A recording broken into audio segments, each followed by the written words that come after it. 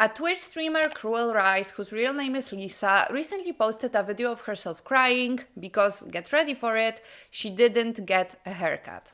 I know, sounds like the absolute end of the world. But she didn't stop there. She later decided to say that the stylist ruined her only day off and that she lacks empathy and humanity. If you think this sounds like a complete overreaction with a little dose of entitlement, I'm right there with you. So let's see what this whole story is all about. Just went to go get my hair cut. My hair's not cut. And I will be writing a 1-star review for this place. Thank you very much. I love LA. So obviously not a lot of info about what happened, like there's absolutely no context here, and we'll get to that context in a minute. I just wanted to say that right now I clicked the link and her account is private, so that is interesting because she was like fighting in the comments for a little while saying, you know, she was like in the right and the salon was in the wrong, but somehow she privated her account, so maybe she actually wasn't in the right. Anyways, to be completely honest with you, I was like fully ready to be on her side because both from my personal experience and from what I've been hearing on TikTok, there are some stylists, but also people who do like lashes and nails, etc., who have quite a lot of rules and they are very strict with them. Like, for example, you're 2 minutes late and the appointment gets cancelled, you have to pay a fee and all that. Or sometimes there's some issue with scheduling and a stylist will book 2 people for like 1 time slot, but somehow it's your fault that they did that. And like I said, like I've experienced this in my real life. So when I saw this video, I was like, oh yeah, it's probably one of those stories, right? Like the stylist messed up and somehow, you know, she, like the client had to, I don't know, like pay the price for it. And especially I kind of, you know, I have this problem of people crying on the internet that on one hand, I hardly ever believe that those tears are real because I think if you are genuinely upset about something to the point where you're crying, like why would you post that on the internet? Like, do you really need all that attention? But on the other hand, when it does happen, I'm kind of like, you know, maybe this is just a very sensitive person who wanted some support. So when I first saw her video, I just thought probably the stylist messed up and she's now upset about it. And it's weird to post that, but I don't know, I don't think I would like post a video of myself. I would probably never post a video of myself crying on the internet, to be fair, but I feel like if you do decide to post something like this, you have to be kind of sure you're in the right in the situation or the internet will like eat you up completely. And to be fair, this is what happened to her and this is probably why her video is, the video isn't deleted, I don't know, her account is just private, so I don't know, maybe the video is still there, but you know, the internet got mad at her and she privated her account. Anyways, that's what I thought, right? But then she posted the whole story and I just like completely changed my mind. Hey, girl that was crying is back to give you a real explanation this time. The reason I haven't yet is I just wasn't sure if that was something that was worth it for me, especially now that I know people have seen me crying. And also, it's not a quick explanation, and most of you are going to hear the first part and be like, you're the problem, and then they're gonna leave. So like right off the bat, what she says at the beginning strikes me as like really weird because she says that she didn't know if it was worth it for her to share her whole story and that people are definitely going to turn on her. And it's like, she is the one who brought it to the internet, right? She is the one who posted a video of herself crying and started this whole drama. And now she's acting like a victim in this situation. But while we're watching her story, I want you to pay attention to the language she uses to describe this situation, because honestly, the story itself really isn't like that shocking. It isn't like that dramatic. You'll see in a minute that it's really just like not that much. And I probably wouldn't care about it if it wasn't for the language that Lisa uses to talk about this experience and this hairdresser. And in my opinion, the stylist did absolutely everything to like accommodate her in that situation, and yet she decided to come on the internet and make it everyone's problem basically. So yeah, while we're watching this, just pay attention to how she speaks about it. So to anyone that actually wants to hear what happened and you stick around for like the whole story, this is for you. It's going to be a little long, so buckle up. Essentially, I had this appointment booked about like a month in advance. If you live in LA, I'm sure you know it's not easy to find a hairdresser, and it's not necessarily something that you can just book day of. To be fair, I don't really think it's like an LA thing that you're not able to book the day off. Like, I think this happens in like most places. And, I thought I did my research. I thought I found a place that I was, gonna be really excited to go get my hair cut at. 1 second. So I just want you to remember that she says she did her research because it will be important for later. The day of the appointment comes around, and I get in my car, I put in the place, and it says 11:04 is my ETA. My appointment was at 11. So this was the part which I saw and I was like, okay, so she messed up. Because listen, I come from a perspective of somebody who has a problem with being late. Like, I know this is something I struggle with. So anytime I make any type of appointment, especially if this appointment is in some way important to me, I make sure to figure out how to get there and how long it's going to take, like way ahead of time. Because if I don't do that, I will be late. Like, I will take too long to get ready and leave my house too late and all of this stuff. So I have to figure it out way in advance. So I think if you're at this point where you're getting inside the car and that's when you're checking the route and how long it's going to take, like, you already messed up, right? Like, she should have checked a few hours before or an hour before or whatever, because like there's no preparation here. Like, I'm already getting, that she doesn't really respect other people's time because she didn't even take the time to like quickly Google how long it's going to take her to get there. And listen, it's not like a huge deal that she messed up. Like, people are late sometimes, it happens, right? Like, that's not really that big of a deal. But if you decide to come on the internet and call the stylist names and then you leave a 1-star review, which we'll get to the review in a minute, you better make sure you're in the right here. And if you get in the car and the GPS already says that you will be late, then you just messed up in like the preparation process. But I know that it's rude to be late, even if it's like just a little bit. And I am really good about not being late, and it makes me really anxious because I had a mom growing up who was late to everything. You know how it is. And again, as someone who like struggles with being late, her behavior is not giving I care about not being late. You know what I mean? Because all it took from her story, all it took was for her to get in the car like 10 minutes earlier and she would have been on time and she would have avoided this whole situation. So I kind of am like, like, she just says that, but she doesn't actually care about it. And so I call, and she doesn't answer, and she calls me back once I'm on the highway. But before I get on the highway, if you live in LA, there's this stupid series of lights to get on the highway, and essentially I was stuck at the light for 5 light cycles. I'm not even kidding. And I did not move maybe a car's length. And my ETA went up to 11:10. And like, what the am I going to do in that situation? Be an asshole and cut in front of everyone else like everyone else is doing and then sit in the intersection and get honked at? No. The only option was just to sit there, really. Like, how else am I going to get there? I have to go on the highway. And of course, there's also highway closures. And so she calls me back. My ETA still says 11:10. And, I tell her I'm doing my best to get there on time and that, I'm afraid that the ETA might go up a little bit more because the traffic was like really bad. When you're on maps and it says like police reported ahead, are they still there? That happened 4 times too. Like, everything that could have happened to stop me from getting there on time did happen. I wish I had gotten in my car a few minutes earlier if I knew that was going to be the case. I thought I had enough time.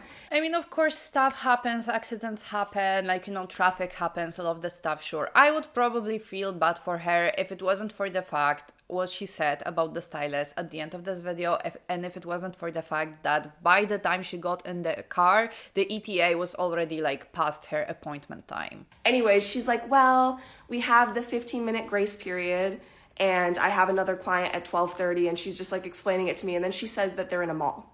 And I didn't know they were in a mall. Remember when I told you to remember that she did research on this place?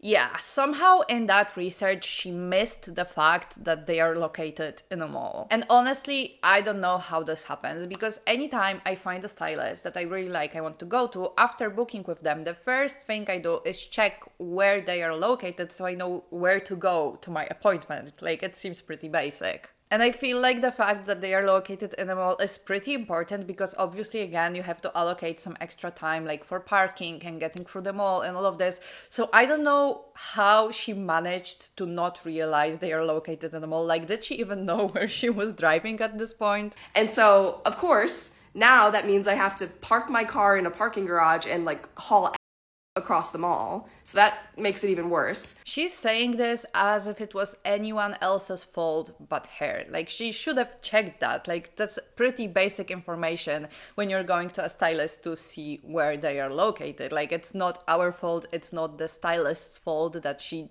never verified that.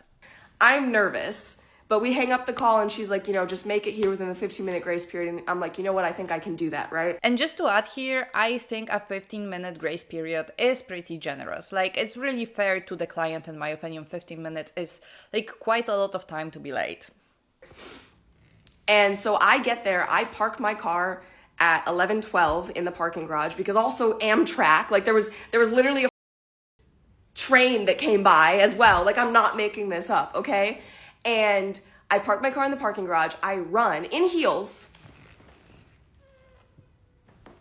And I'm sick, okay? And she is sick on top of everything. And I don't know about you guys, but in my opinion, it is pretty disrespectful to go get a service done when you're sick. Because not only can you get other people around you sick, but also the professional you're working with. And then, like, they cannot work, like, later on. Like, I know that there are certain professionals who have very strict rules about, like, being sick and calling off an appointment because you're sick. And sometimes you do have to pay a fee, even if, like, it's not your fault that you cannot get there. Like, I get that, but I still think it's disrespectful to just show up while you're, like, potentially contagious. And the elevator out of the parking garage doesn't work. I stand there for what feels like 2 minutes, and I'm like, F this. And so then I just run across the parking garage, and I call her again when I get out into the mall. It's a stupid fucking outdoor mall with businesses all over the place, ups and downs, turns, and everything. And I'm on the phone with her, like, trying to figure out where she is. So I literally have the timestamps, by the way, okay? And I end up running into there right at 11:15, and she pokes her head out and, like, says, like, Lisa? And I'm like, yeah. And so I swear to God, at the latest, it was 11:16 that I was in her chair. At the very latest, okay? Not that that matters, you would think, but it does. Yeah, I would think it does matter, because a 15-minute grace period doesn't mean you can just show up 15 minutes late and, like, everything will be fine. It means that after 15 minutes, your appointment is, like, automatically canceled, right? So, like, it's, I don't know, I feel like it matters that it was 1 or 2 minutes past that, because from my experience, like, if I missed the grace period, the appointment would just be canceled automatically. So I don't know, I just feel like it does matter. And also, just showing up 15 minutes late and having this attitude is beyond me, because if I did that, I would be so apologetic, because, to me, it's, I'm just late, I'm just a little late. But to the professional, they have their entire day planned, they have, like, other clients, they probably have some time allocated for, like, lunch and everything, and me showing up late can mess up their whole, like, schedule for their whole day. And if I'm so late that she has to cancel the appointment, then because of me, she's losing money, right? Because she could have had a client in that time. And instead, I showed up and I didn't pay her because I didn't get my service done or whatever. So, like, she either has her whole calendar messed up because of the fact that I'm late, or she earns more money because I'm late. And it does seem like a pretty big deal, in my opinion. And so she sits me down in her chair, offers me water, brushes my hair, asks me what I want. I show her the inspo picture. The vibes are like, and, like, just not great customer service, right? And then she's like, I'm going to be honest with you. I don't think I can cut your hair in an hour 15. And then she says that, like, she doesn't want to rush it and, like, do a bad job, which is fair. So she doesn't show the inspo pic, but, like, a few days after posting the story, she posted the haircut she got from, like, a different hairstylist. So listen, I'm not a hairdresser, right? Maybe she could have given her that haircut in the 1 hour 15. I don't know that. But if I go to a professional and I'm late and they tell me, oh, I don't think I can do a good job on your hair today, then I'm like, okay, like, I messed up. Like, you know what I mean? It, like, that her stylist just didn't want to give her a bad haircut, and I don't think she was being, like, malicious about it, because she is losing money because of it at the end of the day. So I don't think she was, like, trying to be mean to her because she was late or whatever. She thought it wasn't the best idea to proceed with the service because she would be, like, rushing and all of this stuff. And then she's like, and that's not fair to my other client at 12:30. I don't know what to say to that. Like, And yeah, I mean, it isn't fair to the next client that they would have to wait because she was late. Like, I don't know, completely understandable behavior from the stylist, in my opinion. I come from Wisconsin. Maybe things are just different here in California, which is why I said I love LA, because this would only happen in a city like LA. In Wisconsin, like I said, my mom is late to everything. I'm not saying it's a good thing. I'm not saying it's like it should be this way, but I swear to God, people are late for hair appointments all the time, or even if they're on time, sometimes it goes over, and the next person just sits there and waits for a few minutes, and it's like not a big deal, right? Like, to be fair, I don't know too much about Wisconsin, but again, I don't think it's like an LA thing that if you are late, your appointment can potentially get cancelled. And sure, stuff happens and people are late sometimes, and it's like not a big deal. Like, the stylist didn't, I don't know, get mad at her or yell at her or whatever. Like, she just told her she cannot give her this service. And again, I think a 15-minute grace period is very generous. And I don't know, again, as someone who tends to be late a lot, I would never expect someone to give me special treatment just because I struggle with it. And I don't think like the next client after me should suffer the consequences of the fact that I have a problem with being late. And so she says, I'm going to have you come back tomorrow. And my head's down at this point because I know that she's not going to do my hair. Like, I'm getting upset. And so I'm just looking down at my lap like this because I don't want her to see me getting upset. And then she asks, like, oh, are you free tomorrow? And I say no. And then she asks, like, what about any other day this week? Like, weekend, because it was Wednesday. And I said to her, today is my only day off, because it was my only day off. The stylist was really, like, genuinely, in my opinion, the stylist did everything right. She tried to make sure that she gets the service she needs pretty quickly without messing her calendar and the schedule for, like, her other clients. So, like, honestly, I don't think the stylist did anything wrong in this situation. And I was going to make a whole day out of it. Like, if you're a girl, you understand. I was going to go get my hair cut. It was early in the day. And then I was going to walk around Pasadena, go get coffee, go shopping. Like, it was going to be a good day. And then I don't remember what happened, if there was something else that was exchanged. Like, I'm emotional, you know? And so in my memory, she just says, okay. Or like, she just says something. Like, she doesn't really say anything. And so I say, okay, thank you. And I get up and leave, and she doesn't say anything else. And like, what else was the stylist supposed to do? Like, she offered to give her the service literally the next day or the next weekend, and she says no. So what is the stylist supposed to do at this point? Invent a time traveling machine to go back in time so she can fix her mistake?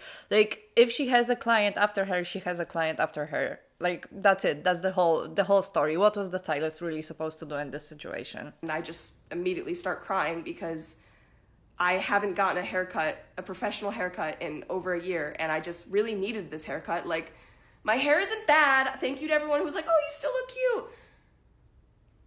It's so bottom heavy. I don't have any layers. Like, this is just my hair if I came out of the womb and like grew it plus some bangs, okay? And then I left a review. We'll get to that review in just a minute, and I swear to God, it's so funny what she posted there.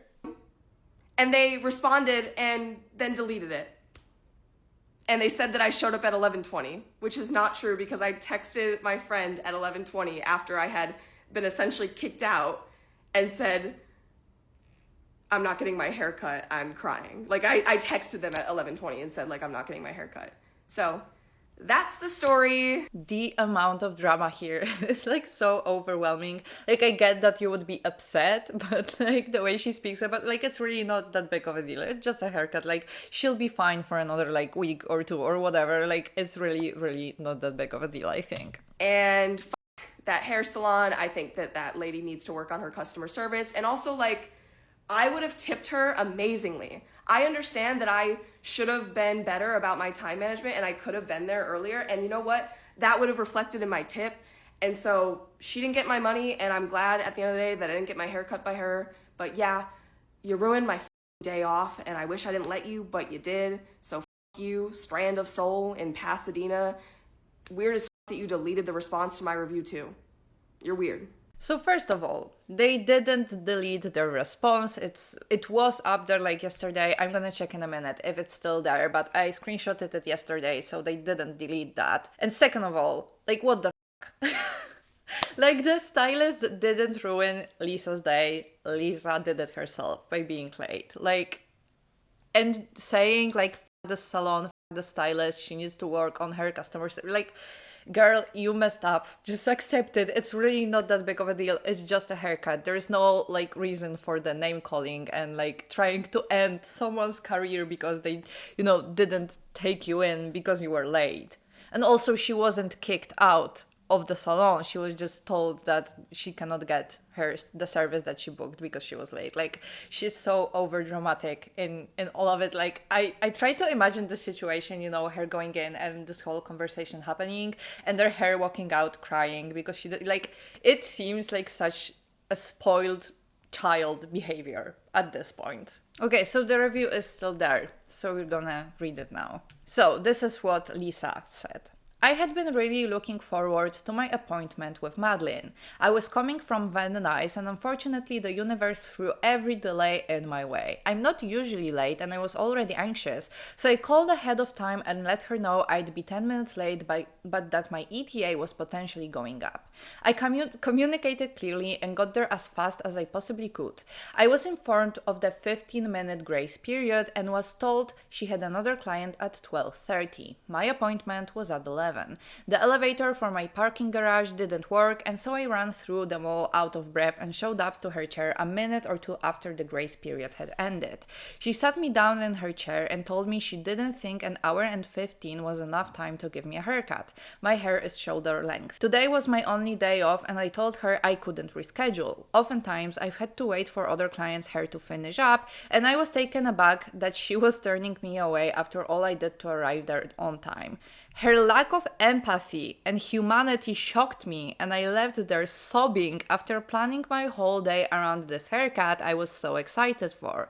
I will not be returning. And this is the picture that she posted with the review.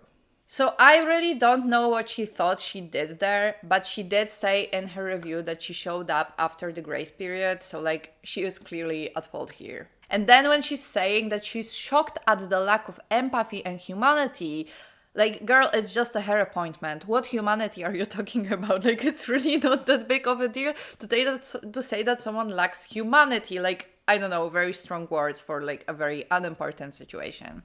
Anyway, the salon responded, and no, they didn't delete it. It's still up there. So this is what they said. Hi Lisa, we are sorry to hear you left disappointed. We understand how frustrating unexpected delays can be, especially when you've planned your day around an appointment. As discussed when you called, our salon has a 15-minute late policy to ensure we stay on schedule for all guests. By the time you arrived at 11:20, there was unfortunately not enough time remaining to complete your service with the reference photos and haircut you were requesting without impacting the appointments of other clients who were scheduled after you. We did offer to reschedule your appointment for another day, but we understand that option did not work for your schedule. While we regret that we weren't able to accommodate you, we remained committed to providing quality service while respecting the time of all of our clients. We wish you the best and appreciate your feedback. This is just like a nice proper response that like I would expect to see from a salon in this situation. And I see quite a lot of people being pretty mad that she left that review. There are people saying, for example, why did you leave her a review? She didn't charge you. She tried to fit you in. She didn't give you a bad cut. I understand being upset, but that I don't see why she deserves a bad review. I would encourage you to think about this from a different perspective. And I do agree. I don't think it was fair for Lisa to leave this review because like, again, I think the hairdresser did everything like the best she could in this situation. And I do agree that it wasn't fair to leave a review like this, like a 1-star review, because like the appointment didn't happen and the hairdresser did everything she could in that situation. But then again, if I was going through a hairdresser's review and I saw something like this with this picture, I would just like completely disregard this person. You know what I mean? Like if I see someone put a picture of themselves crying in a review, I'm just not taking it seriously. You know what I mean? So I really hope the stylist isn't like affected too much by this whole drama. Then someone else said, I found an amazing hairstylist in LA. One time I got my appointment time wrong and showed up 20 minutes late. She had to cancel my appointment. I bought her a bottle of wine to apologize. That's how it's done. Like, honestly, same. I think if this happened to me, I would like just apologize and reschedule, because again, for me, this is just being late, and for the stylist, it messes up her whole schedule. And then there were people saying that Lisa is a full-time streamer and sets her own schedule, so she could have gotten an appointment the next day or the weekend or whatever. And to play devil's advocate a little bit here, yes, Lisa is a streamer, but I don't think she does it full-time, because currently she has like less than 400 subscribers and her subscription is $5.99. And I don't really use Twitch all that much. Like, I don't stream and I only watch it like occasionally. So I don't really know if this is true, but I heard that Twitch takes around half of that. So if that is true, she is making around $1,200 plus donations. So again, I don't know exactly how much she makes, but I don't think it's enough money to like fully support yourself living in LA. Again, correct me if I'm wrong. Maybe streamers make way more money than I, would imagine, but I suspect that Lisa has some other job, like something she does part-time maybe, because I just can't imagine that she would be able to like live in LA with only that much money. I don't know. Again, let me know in the comments what you think about that. Anyways, even if she has like a second job or whatever, it doesn't excuse her attitude, and she shouldn't be given special treatment by like the hairstylist because she works. Like, we all work, you know what I mean? Like, all that happened was that Lisa arrived too late. There wasn't enough time for the hairdresser to give her the service that she wanted, and her appointment got cancelled. Like, I don't think it would be that big of a deal if Lisa didn't come to the internet to call the stylist's names and like tell her she lacks humanity and all of this stuff. On top of everything, she like posted this whole story to the internet. She posted herself crying, trying to make herself a victim, maybe to get some views. Sorry, they're drilling again. Maybe she did that to, get some sympathy from people, to maybe, grow her Twitch a little quicker. I don't know, but she tried to make herself a victim, and all I see is that she was rude and entitled in this whole situation, and I just feel bad for the hairdresser. I generally think people very often don't appreciate people who work like in the beauty service industry, you know what I mean? They think that if they pay them, they can be disrespectful to them, and that the client is always right or whatever. And yes, there is the other side of the coin where there are like some professionals who have absolutely insane rules. Like, this happens as well. But if I imagine that they have to deal with clients like Lisa on a daily basis, I'm kind of not surprised that they have so many rules in place. So the drilling in the background is obviously my sign that I have to end recording. So thank you so much for watching. Obviously, don't forget to subscribe. If you don't know what to watch next, check out this video of mine. See you in the next one. Bye.